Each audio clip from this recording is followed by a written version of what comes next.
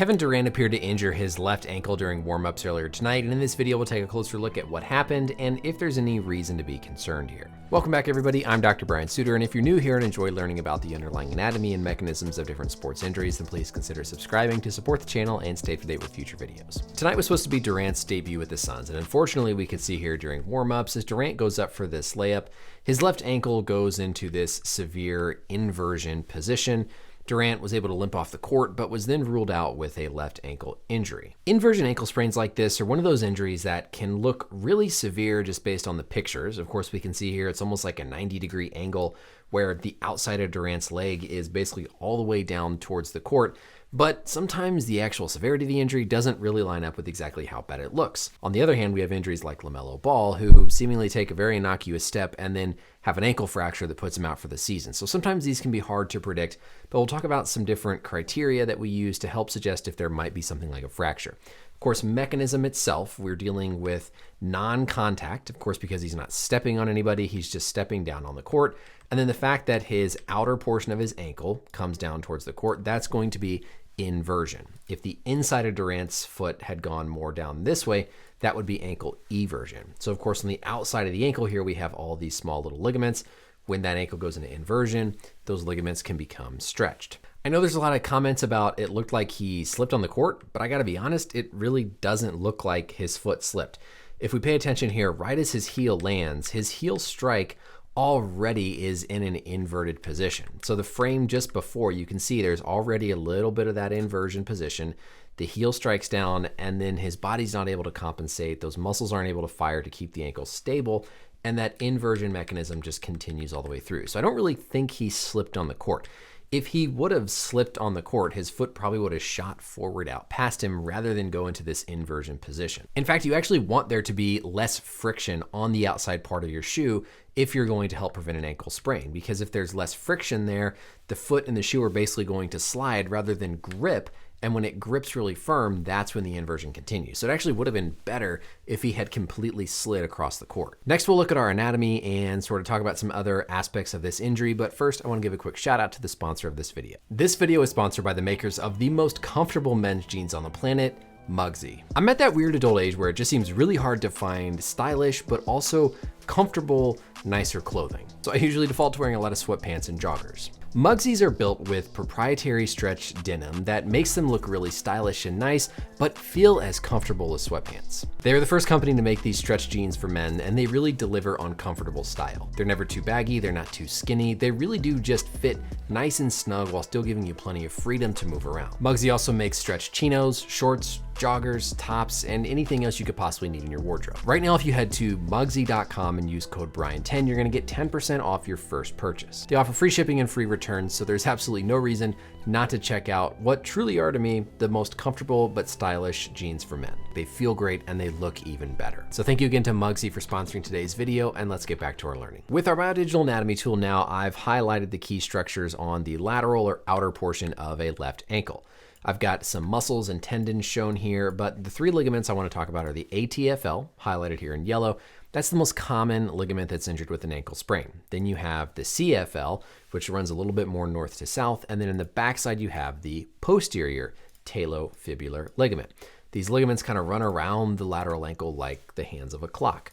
This ATFL ligament is most often injured, and typically it's when the foot is in plantar flexion, meaning the foot is pointed downward, because what that's going to do is it's going to pull this distal portion of the ATFL down a little bit, put some initial tension on it, and then you go into inversion, which makes this ATFL more likely in that plantar flexed position.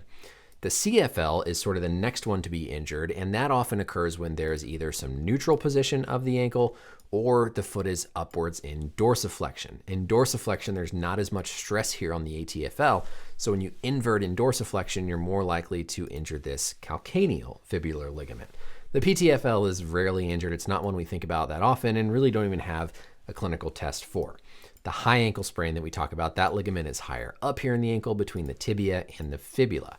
And then these muscles that I've shown here on the outside, the peroneus longus and brevis, are two muscles that actively do the opposite to help evert the foot and ankle to again help to sort of provide stability and protection from an injury. One of the reasons why these non-contact ankle sprains happen is because of impaired sort of dynamic neuromuscular control and proprioception. So here during this layup attempt, right, we can see Durant's gaze is fixated up on the rim.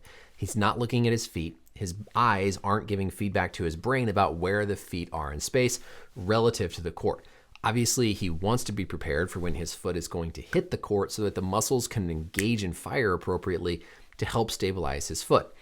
That ability to sense where his foot is as he's looking up at the rim is called proprioception. Basically, close your eyes, reach your arm out, and you can kind of tell based on where you move it and where your hand is, where you are in space. That's what we call proprioception.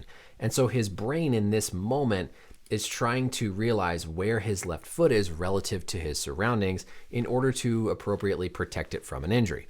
Unfortunately, it's not able to do so. Of course, his gaze is looking up at the rim. He's not looking down at where his feet are. And so you lose that visual feedback in this whole process. And then you get this disturbance where, again, he lands on the outside of his foot, his body weight carrying him down, sends him into this inversion position, and his muscles around the ankle aren't able to fire quickly enough to help stabilize and keep that ankle from going into that severe amount of inversion. Now, thankfully, this was the opposite leg from what Durant was just coming back from with an MCL injury. Durant also doesn't have a long history of ankle sprains, so this isn't something that is like a repetitive previous issue for him like we've seen in some other players. In terms of prognosis here, thankfully Durant was able to put weight on his ankle right away and walk off the court. In medicine, one of the tools we have to help determine whether or not you need x-rays after a foot or ankle injury are these things called the Ottawa ankle rules. The Ottawa ankle rules are a set of criteria where we palpate for tenderness around the ankle and around the foot. And if people have tenderness in certain areas and they're not able to put weight on their foot right away, and then later on, like in the emergency department, that's a sign that there could be a higher chance of a fracture and you should get some x-rays.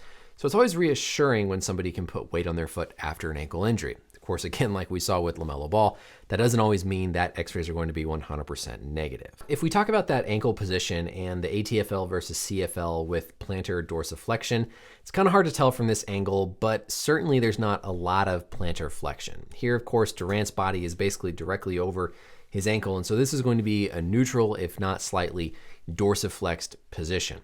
That would make me think there could be more CFL involvement than just the ATFL. But overall, prognosis in terms of 1 week versus a few weeks is really hard to predict.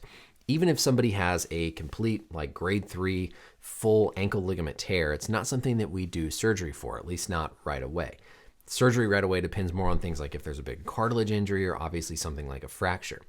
I will say, though, that oftentimes these first-time ankle sprains tend to swell up a lot more, tend to be a lot more painful in my experience than the subsequent ones where there's already some laxity in the ankle. Assuming there's nothing like a fracture that's discovered here, I wouldn't expect Durant to miss a lot of time, but it wouldn't surprise me at all if he is out for at least a couple of games while the swelling calms down and he's able to regain some of the strength and control in his foot. I think there's definitely a role in wearing ankle braces and taping your ankles when you have previous sprains, so that'll be a key part for Durant going forward. But that's it for the video, everybody. I hope this was educational. Again, I don't think we can really blame slipping on the court because, like I said, if you can decrease the friction at the edge of the shoe, you actually are much less likely to sprain the ankle.